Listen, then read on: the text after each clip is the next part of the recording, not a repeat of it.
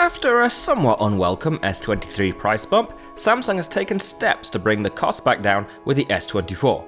Sure, it's not as cheap as the S22 at launch, but the 128GB S24 is £50 cheaper than the equivalent S23, while the 256GB S24 is £40 cheaper than last year's model.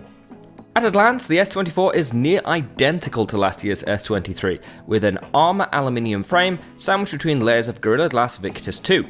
Beneath that glass sits the same full HD Dynamic AMOLED 2X type display, but thanks to thinner bezels, that screen is slightly larger at 6.2 rather than 6.1 inches.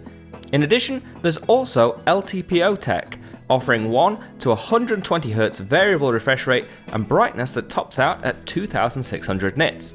Flipping the phone over, we're met with a trio of rear cameras, a 50MP main lens, which Samsung claims absorbs 160% more light than its predecessor, a 12MP ultrawide, and a 10MP 3x telephoto. Samsung's Space Zoom extends the S24's overall reach out to 30x through digital cropping. As for internals, Samsung is reverting to its own Exynos chipset, in this case the 2400 for Galaxy chip.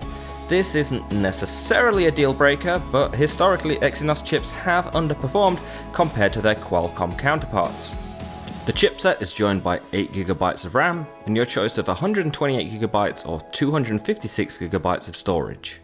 The S24 will run Android 14 and Samsung's own One UI 6.1 out of the box, and Samsung has confirmed that users can expect to receive 7 years worth of both security and OS updates. The Samsung Galaxy S24 starts at £799 for the 128GB model, running up to £859 for the 256GB variant, and handsets are shipping now.